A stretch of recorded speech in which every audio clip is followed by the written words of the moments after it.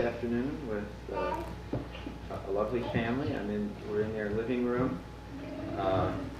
and I'd like, really before we go any further, to have each person introduce themselves and each one of the children tell you how old they are. This is quite a large family, as you can see. The parents are sitting here in the middle. Their names are Bonnie and Bob. And I'll ask Tracy to start introducing herself. That's Michael. That you just heard from. So Tracy, just say your name and I'm Tracy. I'm Marty and I'm 15. I'm Bonnie and I'm 14.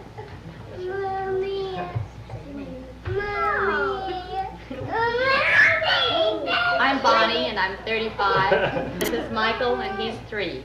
This is Dylan and he's 20 months. I'm Bob, I'm 40. I'm Talisha and I'm 6. I'm Kim and I'm 17. I'm Tanya and I'm 9.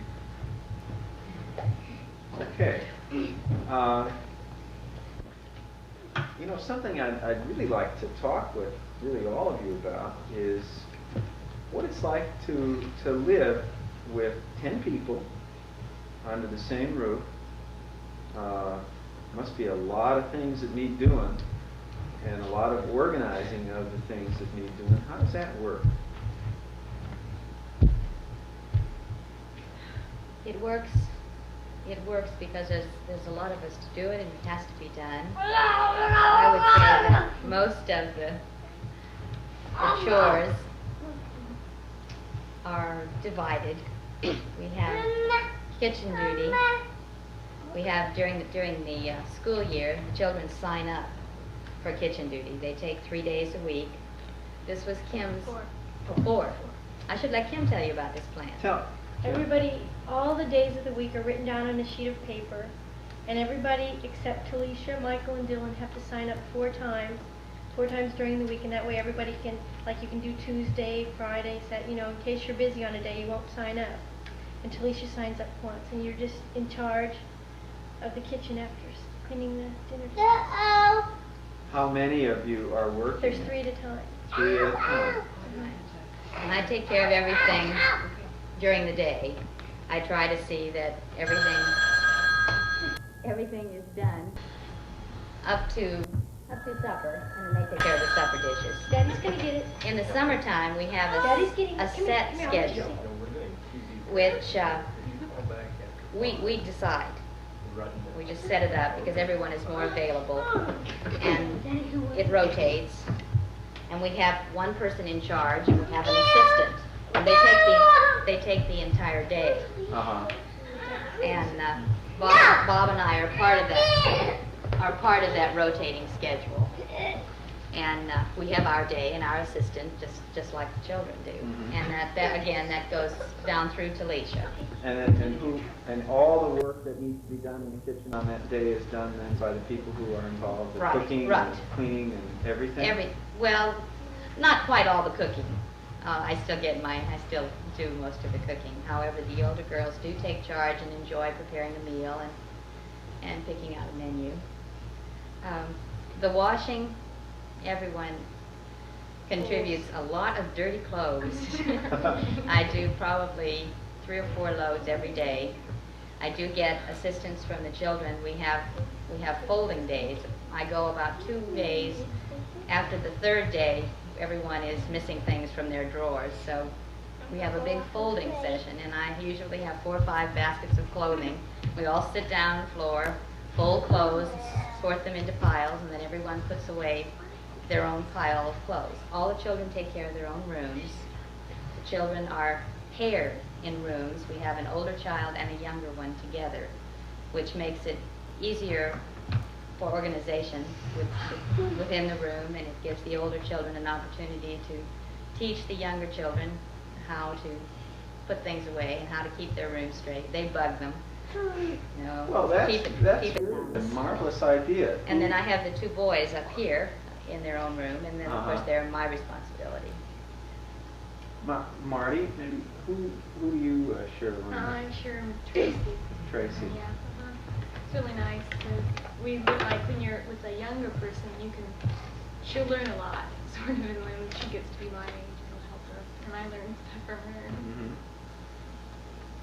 So it sounds like you really make maximum use of the maturity and experience that's distributed throughout the family by kind of assigning a teaching role, I guess, in a sense you might say, to the older children. That's really a great. Who had that idea?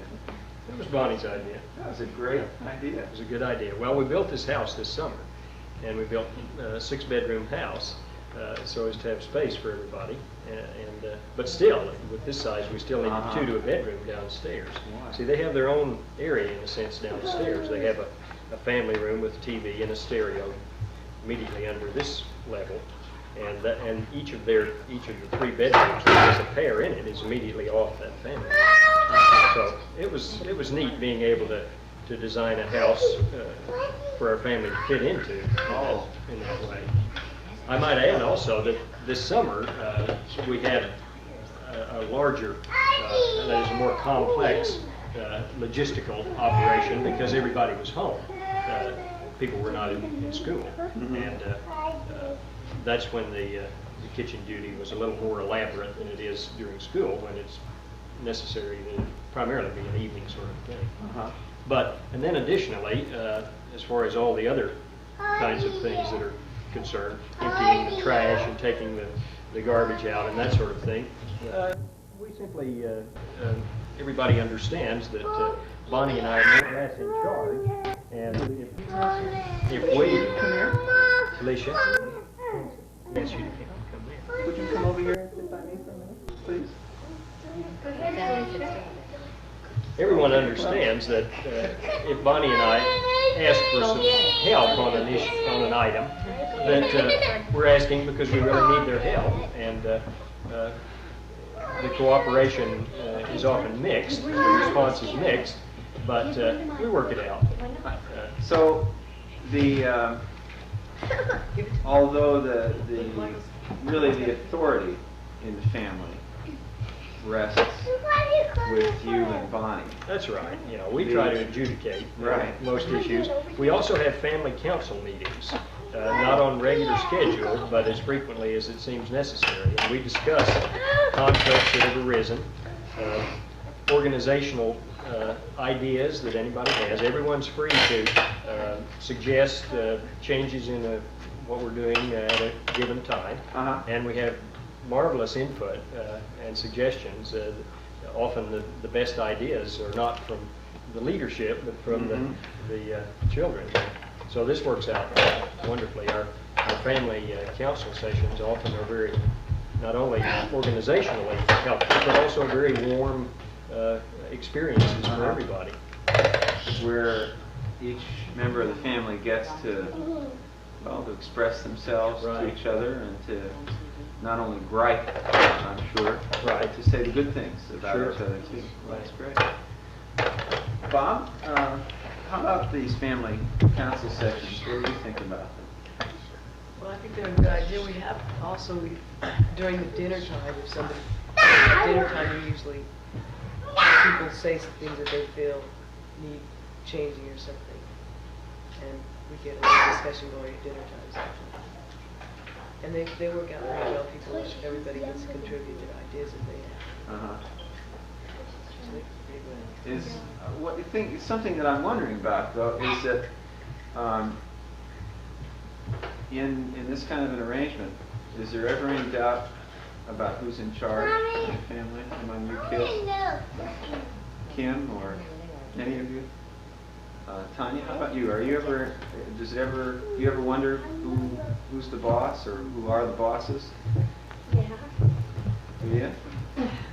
Who are they? Who's the boss in the family? Mom and Dad. Oh, okay. And sometimes when they're gone, either Marty or Kim or Bobby. Mommy, this is real Mom. This way up there. I saw him. This up there. I didn't know. Tanya, how do you feel about Marty or Kim or Bobby telling you what to do when your mom and dad are gone? Usually I don't do what they tell me to. So you buck the authority a little bit, huh?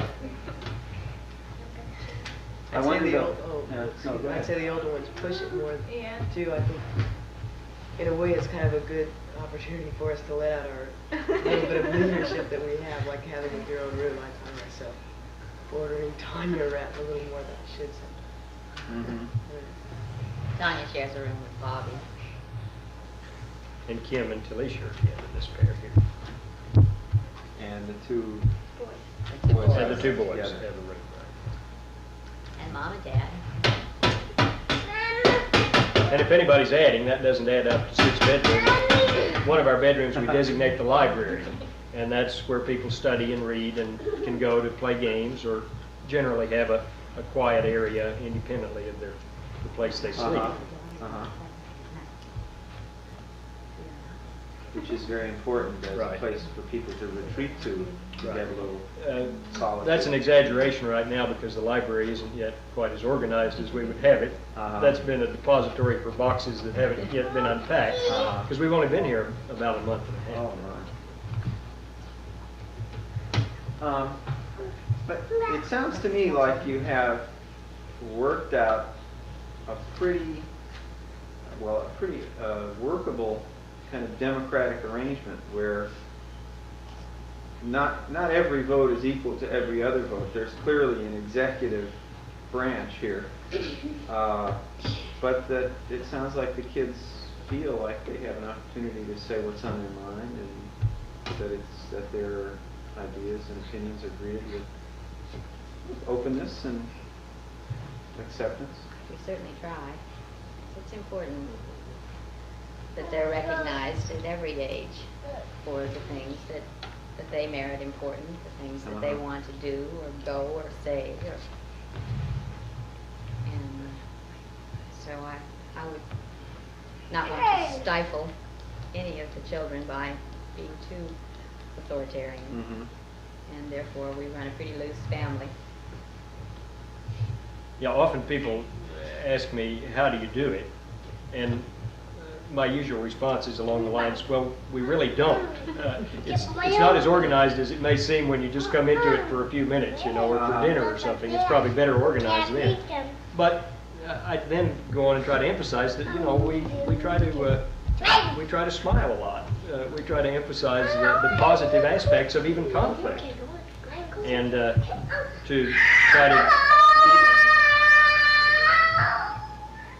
Michael got a bite earlier today, and he's having a little bit of... we simply try to take any issue that arises, negative or positive, and examine it, and if it is negative, try to find a way out as quickly as possible, a solution, and with everybody participating in it. And as Monty says, we really would rather have a looser organization and everyone feeling more a part of it than a militant kind of authoritarian situation. Yeah, sure. Well, I think it's very important that you both feel that you can rely on your older children to support you in your decisions and to really kind of act as Mommy, I can have 2 cookies. Oh, good idea. I act get 2 as cookies. extensions really of your authority when you're gone. And it seems that there's always a problem. I don't know of any family systems in the modern world that where the assignment of authority to the older children is without difficulty. What I see is that you're working toward that, and the older kids have some sense of responsibility towards the younger kids, which is very important. Right on. Another thing that's really interesting that we see right here in this room is the 20-month-old all the way up to 17. Kim is Almost 17, 18. Almost 18, my. Most families in America today have children who are maybe 2 years, 2.5, 3 years apart at the most. They have two or 2.5 children, and 2.4. raise them through the life cycle, and the kids are pretty much in the same stage of life at the same time. But here we see an older adolescent and a toddler all under the same roof. I wonder if I could get your views on what it's like to be parents to children at different ages in life, and how you have to be different in relationship to different children depending on their ages. Why don't you start? Okay. Well, it's a challenge, and it's a challenge that we often discuss in that light, with the realization that we have a great responsibility. At the same time, we realize that it's also a great privilege to have the sort of experiences and the sort of opportunities with this marvelous group of human beings that we have in our household. I think one of the things that we attempt to do, and I guess I might insert here that as we were talking earlier, I was thinking, well, a lot of these things I haven't really carefully formulated so that I can just articulate what I do and what I don't do. With a family this size, you don't have a lot of time to sit and think things out in a scholarly way. You sort of operate intuitively. Mommy, put in my pants. You address the problem or the issue as it arises, you know. But nevertheless, clearly there are many things that Bonnie and I discuss, both with the children and just between ourselves. And Hi. as far as the age span is concerned, it seems to me that one of the things that I attempt to emphasize in my own sort of internal responses to the situation is to try to recall my own experiences and reactions and emotions when I was at that age, whether it was as far back as I can remember, which might be 3 or 4 years of age, or a senior in high school, or a 9th grader, and to try to incorporate into my interaction with that age child the sort of things that I realized then were important, and which often I felt adults didn't in fact intuit or be aware of. And so I think that's a key in my own experience to interacting with the various ages of children. At the same time, I know I'm very aware that the older children are observing what we're doing, perhaps more than they may even realize. That is, they are, as they watch how we handle situations, they're formulating their own experience in such a way that they're going to either be sure that when they're adults and parents, they're not going to do that, or they're going to try to emulate that. And so when you know these older ones are sort of looking over your shoulder, watching how you do, and you know that they're going to be parents, so that in effect you're having a greater effect on a wider group of people than the average parent. It makes you think twice about a lot of things, and causes you to perhaps not handle things quite as superficially or without some thought as you might otherwise. And so it's a challenge, and at the same time a great experience. And the positive aspects of it so far outweigh the logistical or negative or problem-solving issues that I couldn't possibly imagine life any other way than it is. Bonnie, how about you? Being a mother to an 18-year-old, 17, almost 18-year-old daughter, and a 20-month-old son, and several in between. How do you see yourself relating to the kids differently based on their age? I understand. I know that. Sure. Well, I would say that kind of my own rule, my own best feeling is to be very natural and very spontaneous with all of my children, whatever age. I even refer to myself as weird or goofy, or I mean I enjoy being best way to put it, just being very frank, very open, no game playing. If the children make me angry, they make me angry, and I say you have made me angry. If I'm pleased or surprised, I would cry. You know, would show emotion with the children. And this applies to all the ages.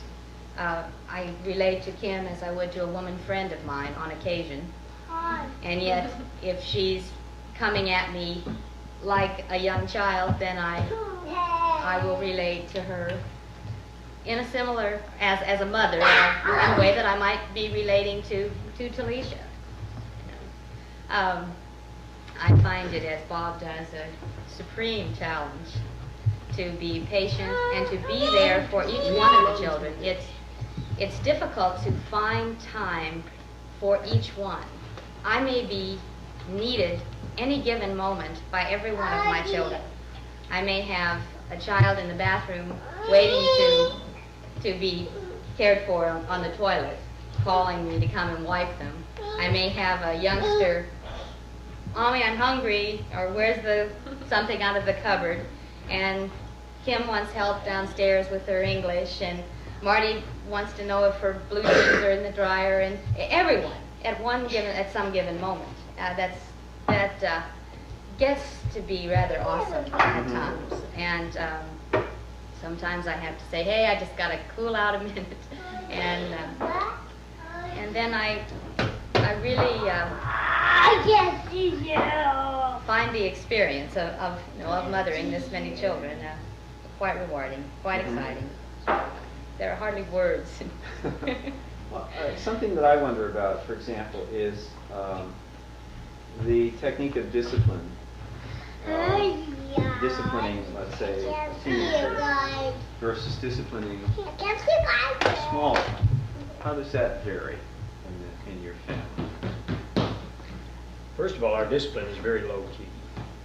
We don't believe in hitting or violence of any sort.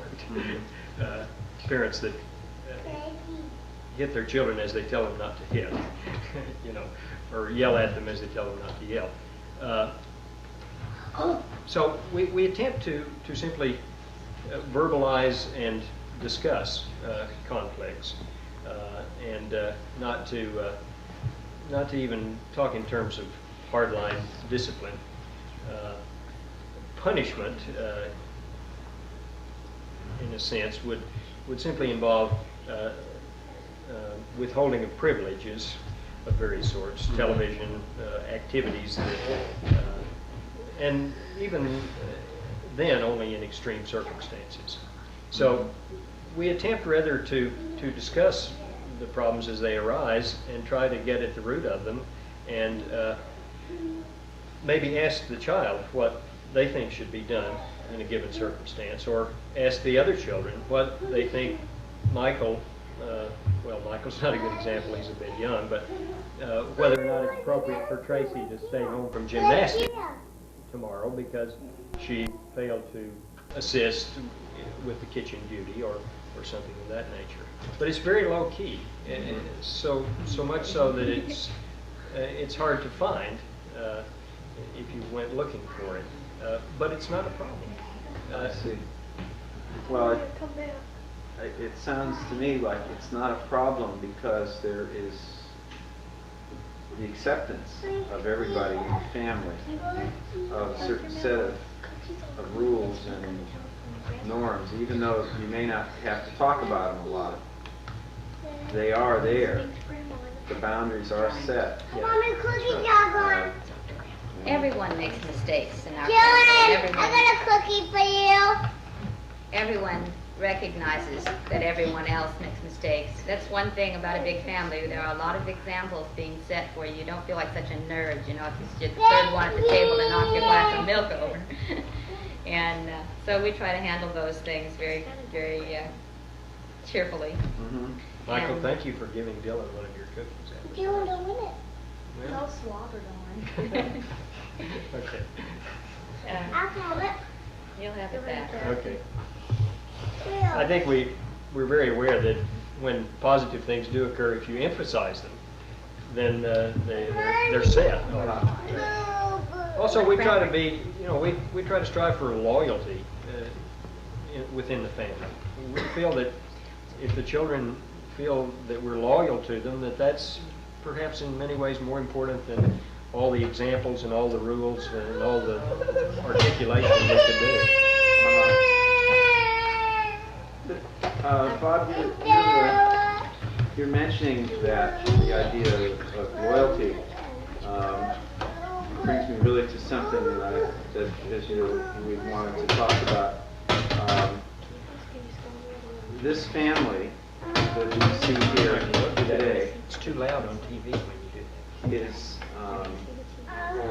is essentially a reconstituted family in part. We have there are children here who are Bob's, and there are children who are Bonnie's from previous marriages, and there are also 5 children who were born in your marriage to each other.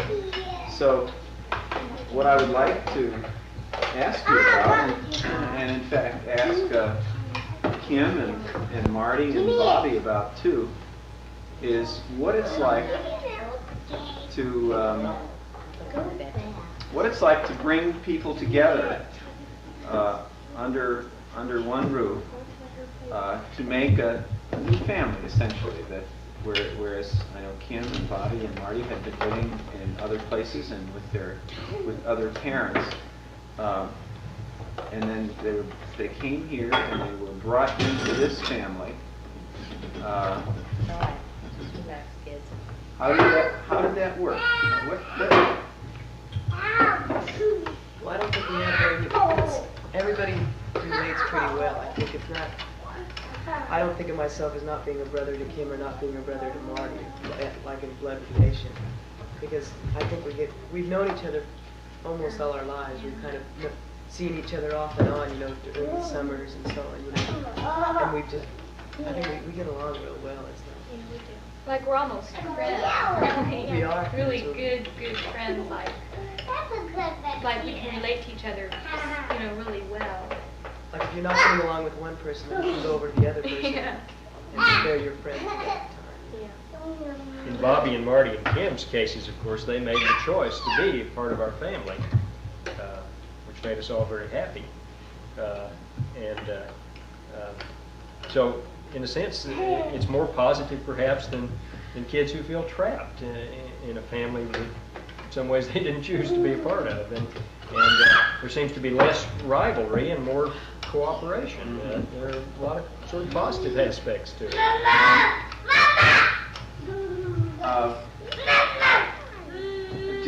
How about you as parents? Did you see yourselves as having to make any special accommodations, I should say, to Marty or Bobby or Kim when they came here to live permanently with you? I would say that there's been some adjustment on my part to having to, in sharing the house with other adults. These children have their say.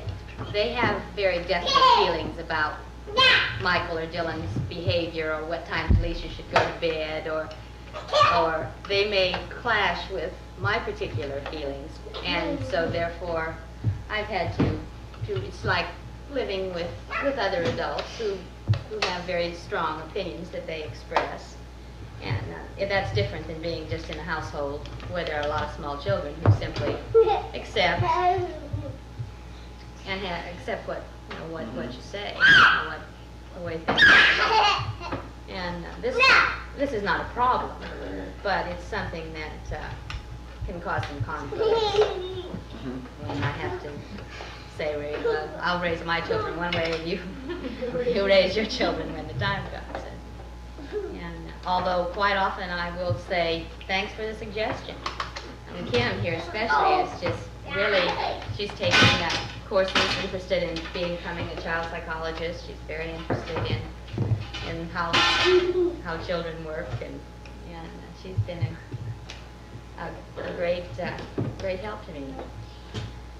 Well, you All of certainly have a lot of people to start with right at home. How about you, Tracy? You are how old? You're 11, right? Now, when your older sisters and brothers came to you, how did you feel about their coming? Well, I really enjoyed it. It was really nice that for somebody older to come and like show me what I could do, show me how it was to be older. Like, oh my God, that was me, like kind of copy them and do things they did. I really enjoyed having them. Me too. Oh. So. Okay. Pause for round 3. Maybe Tanya and Talisha would also like to respond to that. Would you like to say how you felt about having Kim and Marty and Bobby all come into our family? You don't want to talk about that? Tanya, would you like to talk about what Tracy did? How you felt about having the older kids come into our family?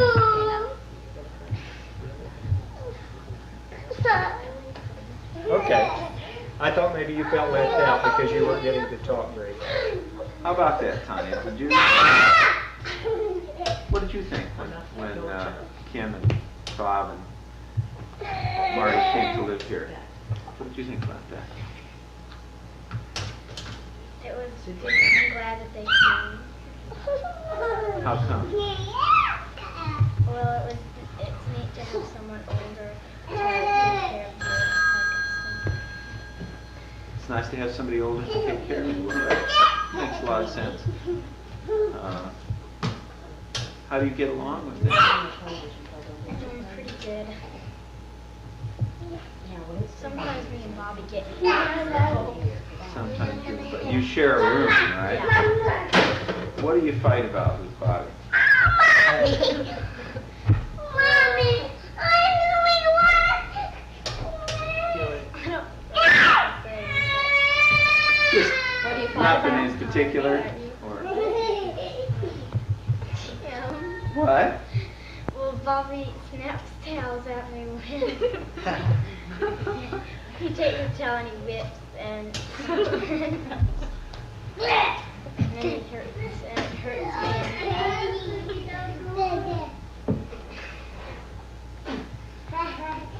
Did you, I guess, Talisha, what did you think about your big sister coming here to be with you? Your big sisters and your big brothers? Huh? Are you glad they came, Talisha? Can you talk about your little brothers? Can you tell people how you feel about having your little brothers come? How do you feel about Michael and Ben? Fine.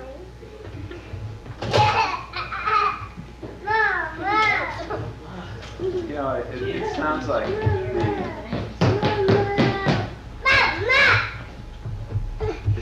the kids, the younger kids, have an appreciation of what the older kids contribute to the family, I think so. and not so much the view that, well, here comes competition,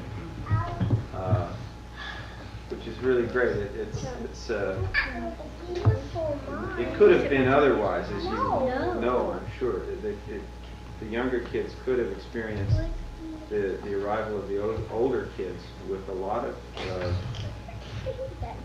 jealousy and a lot of suspicion. But I think the way that things have worked themselves out that the younger kids are able to appreciate the contributions that the older kids have to make to them and to the functioning of the family on the whole, which is very, very important. Right. Well, I'm sure, and I'm sure they feel the love and warmth that the older ones show. As a mother, I certainly know how important it is to display affection to all my children. In fact, to every one of us, we all need to be rubbed and touched and loved. And yet, there's only so much time to put all of the children to bed. So Kimmy will rub Talicia's back at night when she goes to bed and perform some of those motherly functions. And same with Marty has rocked Dylan to sleep when I'll be.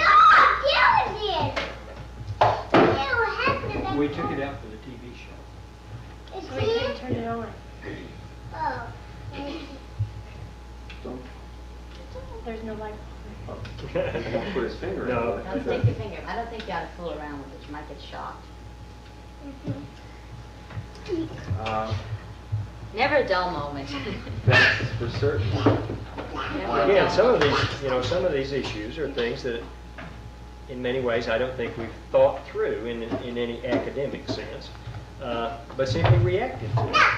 And I'm sure that the younger children were very observant of our reactions upon having our family grow in unusual ways, and of course we were alert to that and attempted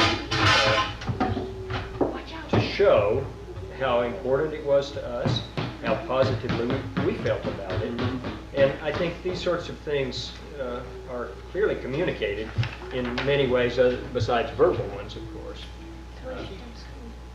Talicia, don't do that, honey, please. Sure. In fact,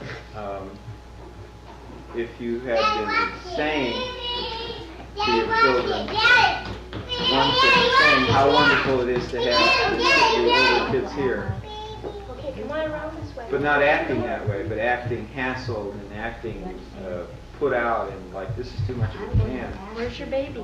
They would have picked up on Let that. me see. Sure.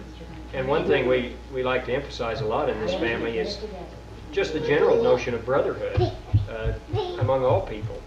And we attempt to enforce that, or reinforce that, by showing the importance of, as a family, at least setting the example within the family. You know, if we can't get along as brothers and sisters here, how can we expect, progress evolutionarily in that respect? And we have a lot of friends who feel very warm towards our family, and they come in and spend time with us, and our family is very meaningful to a wide circle of our friends as it is to us. That is, they come over and spend as much time interrelating with the children as they do with us. We don't isolate the children when we have a social function as a rule. I mean, sometimes we like to have dinner with other adults, but when it's here at our home, we like for everybody to participate. So our friends are equally our friends, and the friends of our children on equal levels. And this we feel is important too. You know, something that is of pretty much perennial concern in families is raising children to be able to successfully, however that's defined by the family, successfully relate to members of the opposite sex, successfully perform certain kinds of academic tasks in school or whatever kind of learning of a trade or occupation that they will eventually go into. I wonder if we could take these one at a time and maybe talk for a while about the way in which you try to teach your children about relationships with members of the opposite sex.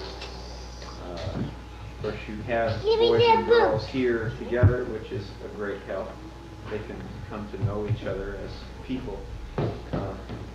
But I'm quite certain that you all once in a while talk about these matters. I wonder if you could share some of your ideas. And I mean all of you too, all of the Bobby and Marty and Tracy and everybody. You guys sit down and put your boots on. I'm not sure I understand your question, Ken. That is, I'm not sure what you're driving at. Perhaps you could expand a little. How do you, for example, Bobby and Marty and Kim, how do you see your parents' attitudes toward going out with boys and girls? How to get along with in the case of the girls, how to get along with boys, what are the boundaries of acceptable behavior, so forth and so on.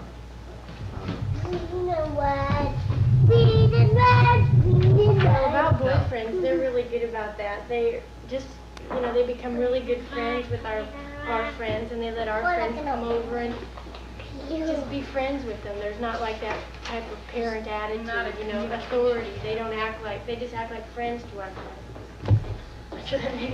Yes. Sure, that's a very good point. But I wonder, for example, what about the idea of what kind of behavior is proper or appropriate, and what kind of behavior is not appropriate? How is that communicated? Well, they pretty much let us have freedom towards, like, a new friend that we meet, like, how we meet them will depend, like, if it's a really good friend, I'll just sort of, realize how I should act in front of him, and, they think that's okay, however I feel. Yeah, there really hasn't been any friends so far that they've put boundaries on or anything. Like when Marty or one of us have a boyfriend over and it's getting pretty late, they'll say, it's getting pretty late, I think it's time for you to leave, just like that. But It's interesting that you bring this issue up, because we haven't really addressed that in any sort of traditional way, and I haven't even really thought about that. Michael, honey, that would be great. There's one thing that I have said frequently to each of the children, and that is that you can do anything that you want to do as long as it doesn't hurt someone, hurt yourself, hurt another person, hurt me, hurt your father. In that sense, they have that freedom.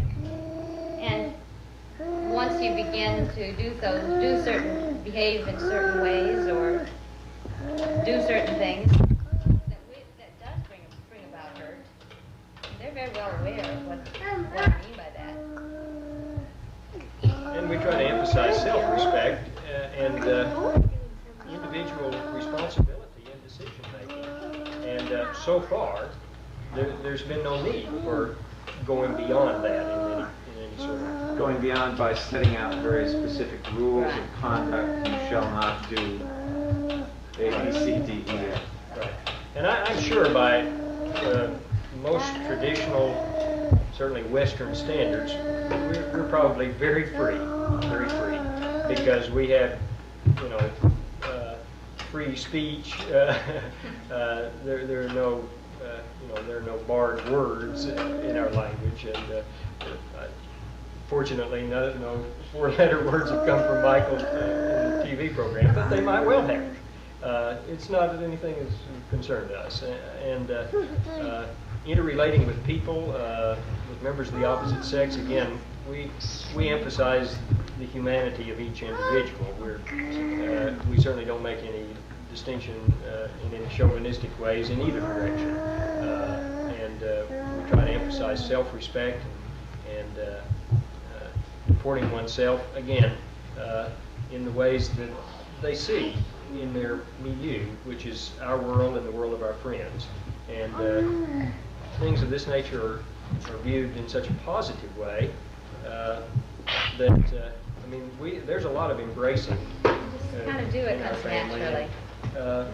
And so, if this is a formula for success, so far it's a good one. And the same general pattern was followed with our older daughter, who's a sophomore at San Francisco State now. And we had to sit down and have some serious discussions about sex, about ingestion of various beverages, drugs, etc. But we always approached these things very positively. We listened carefully to the view that the other individual had, and we expressed our own. Felicia, be careful. And we find it necessary at times to try to emphasize that our experience and our age is such that we understand why they're arguing on behalf of their views, but nevertheless, we've gone through that same experience and we've gone on beyond it, and we must, from our additional maturity and experience, sometimes simply say that a thing must be done this way or not, even though it may not be a popular thing that's the child is willing to accept. But normally, by being gentle and kind and loving in our development of that sort of thing, it's acceptable. It sounds like you have underlying the Give him a good one. question of standards and discipline, that there is a very distinct undercurrent of structure. As you say, Somebody referred just the structure is communicated to the kids in a very low-key way, in a very gentle Yeah, I way. think that's But there is a accurate. structure. Yeah. There is a boundary. There are standards of sexual conduct, for example. There are standards of conduct with respect to drinking and drugs. That's what I'm hearing you say. But you don't. I think that what I want to do is make the distinction between the absence of a structure and the communication of a structure in a non-authoritarian, essentially non-hostile. Would you take Michael into the other room? Excuse me a minute. I'm going to try to get the little one settled doing something. Yeah, I think that's a good point. Come here, I think that's a good point. Mom, give me the And cheese. in dealing with it, on, Michael.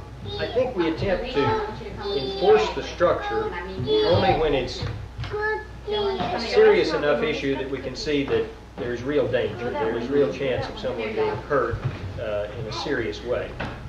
Whereas if it's a more minor sort of thing, we would just as soon discuss it. If the child insists they would like to try this or experience this or follow this path, make this decision, and in our judgment, that's not the best course of action. We will, in many instances, let them go ahead and have the experience that they have selected, because the learning from it is probably far greater in the end result than our simply drawing the line and saying no. So even within what you describe as the structured non-structure, there is it's soft or hard depending upon the seriousness of the issue, I would say. How do you kids respond to that? I mean, do you have a sense of what your folks will put up with and what they won't? Yeah, definitely. Like what? I mean, where does the line go to? In any of these areas of relating to members of the opposite sex, drinking, drugs, whatever, any of those issues that seem to be very important in families today.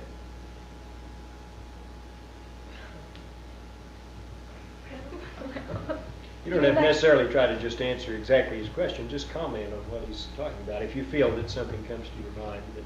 Well, we're pretty free about it. I mean, I guess it would, if you wanted to say how far, I guess it goes pretty far, Laura. I mean, we're pretty free. Yeah, we can go pretty far. You know, we could.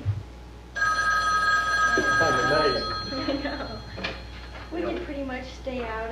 You know, like should we say we could pretty much stay out as late as we Yeah, want. we can as long as they know. As long as they know where we are, it's pretty normal. You know, as most parents. And we know, like, let's say we did stay out an extra hour or something. I think It they would mainly be- just want to know where we are. Just what want to we're know where doing. we are. Make sure everything's cool. And we know we're not going to get in really that big of trouble if we did do something. You know, we're not. Yeah, you know, we're not because afraid we to. feel we can take care of ourselves. Right, we know that we can explain where we were, why we stayed out that late. And if we can give a good enough reason why we did it, we're not going to get in trouble. So we're not, I don't even go around with the fear that I'm going to get in trouble. You know, I don't even. Uh-huh. It just doesn't come up that often, except within the family. It's pretty easy to find yourself getting in trouble if you're fighting or doing something wrong to one of the other members. That's something that, you know, really gets straightened out pretty Mhm. quickly. My experience, you know, in discussing these sorts of things with other people who perhaps look askance at our organization here, is that if the parents are willing to continue growing along with the children and being open, being willing to admit mistakes, being willing to, on discussion of an issue, give, as opposed to a static position with no flexibility and no realization that the children have some marvelous fresh ideas. That seems to be so important. And so many parents tend to close their minds to the possibility that their children may be able to teach them a hell of a lot. And I think some of the gains in social progress these days are occurring because some parents listen to their children. And so I think giving one's children that sort of credit and that sort of respect and that sort of importance tends to make these other things minor issues, because they feel like they're part of an evolving, growing organism, and we have pride in it in our family, in the sense that if one really messed up, it would be sad and unfortunate and in a family way, and they feel so the loyalty to the family that the family in turn is giving to them, that there's a tendency to put the major loyalty in that direction rather than in that of some peer pressure or other things of that sort. So that when these, especially the older kids, are away from home, are with other teenagers,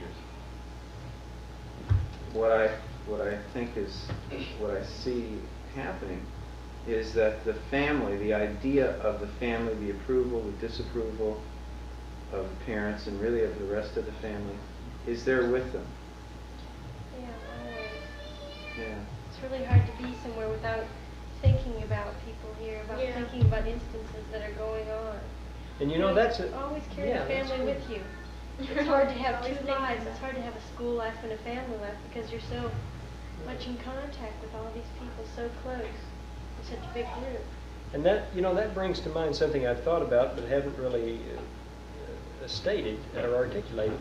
That goes back to an earlier question of yours regarding the age differential and so forth, and that is that it's really quite marvelous for these older children to have the young children for whom they know they're setting examples, because they love and these little ones so deeply that they realize that there's a certain importance in deporting themselves in such a way that that the little ones will have positive examples to follow.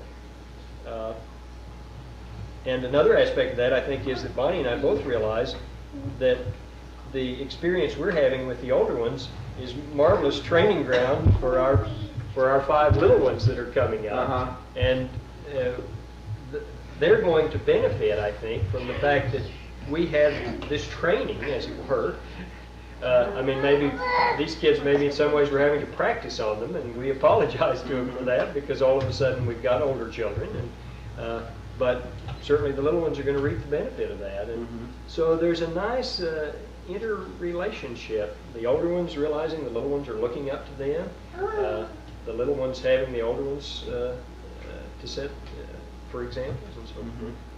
Works pretty good. I recommend it. I think we're also beneficial because of us having these smaller kids to set examples for. We also see our mistakes with them. And I think when we're parents, we'll remember not to do that sort of, like, be sure you don't do this around them, because then later they'll be we'll be able to build our families a lot better. I mean, Well. We'll just. Okay, Marty, you let it slip out. it came out a little wrong. But like, if I would have been back in Illinois instead of here, I wouldn't have learned as much, and I would have been more unexperienced when I started building my family now. Got all the experience in the world, and I'm set and ready.